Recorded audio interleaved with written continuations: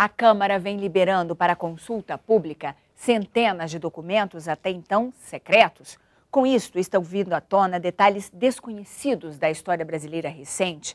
É o caso, por exemplo, da Revolta dos Sargentos, em 1963, quando os presidentes da Câmara e do Supremo Tribunal Federal foram presos por algumas horas por sargentos e fuzileiros que promoveram uma rebelião em Brasília. A reportagem é de João Arnolfo. Brasília, início dos anos 1960. Após a renúncia de Jânio Quadros, o vice-presidente João Goulart precisou de muito apoio para virar presidente da República. Entre aqueles que o apoiaram estavam marinheiros, sargentos e outros militares de baixa patente que queriam eleger representantes no Legislativo. A Constituição não permitia, mas no Rio de Janeiro conseguiram eleger um sargento do Exército como deputado federal. No Rio Grande do Sul, o Tribunal Regional Eleitoral vetou a posse de outro sargento eleito deputado estadual. Quando o Supremo Tribunal Federal confirmou a proibição de se eleger militares, em 11 de setembro de 1963, estourou em Brasília a Revolta dos Sargentos.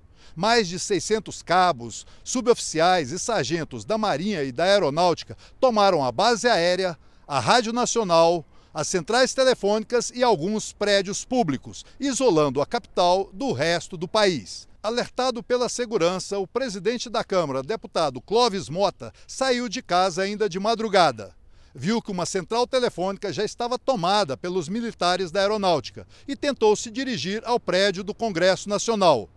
Foi detido ainda na esplanada dos ministérios e levado para o Departamento Federal de Segurança Pública. Ao ser solto no início da manhã, o deputado recorreu ao telex da Câmara para se comunicar com o Rio de Janeiro, pois os telefones estavam cortados.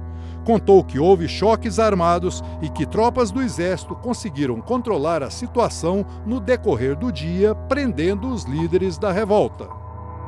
Assim como centenas de outros documentos históricos do período de 1946 a 1976, os telegramas do deputado Clóvis Mota sobre sua prisão permaneceram secretos por quase meio século, guardados aqui nos arquivos da Câmara dos Deputados.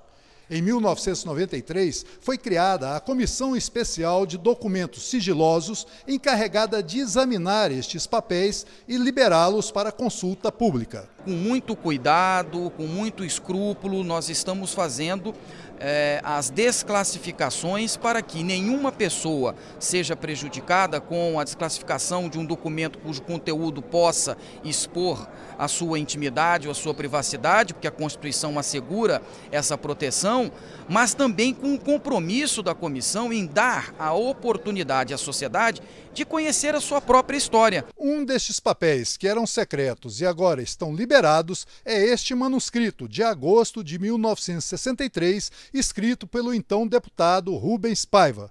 Ele autorizava a quebra do seu sigilo patrimonial e do de sua mulher. Na época, Rubens Paiva era vice-presidente da CPI que investigava o IBAD, uma organização anticomunista financiada por empresários e suspeita de fazer parte da conspiração que resultaria no golpe de 1964. Anos depois, em 1971, o próprio Rubens Paiva seria preso, torturado e morto no Rio de Janeiro, vítima da ditadura militar. Mostra, por exemplo, a lisura do deputado, a sua ética, a sua coragem, inclusive, de se abrir inteiramente, já que investigava um organismo que tinha as suas articulações com o golpismo, né? Os documentos agora liberados mostram que durante a ditadura os telefones dos deputados eram grampeados pelo Serviço Nacional de Informações.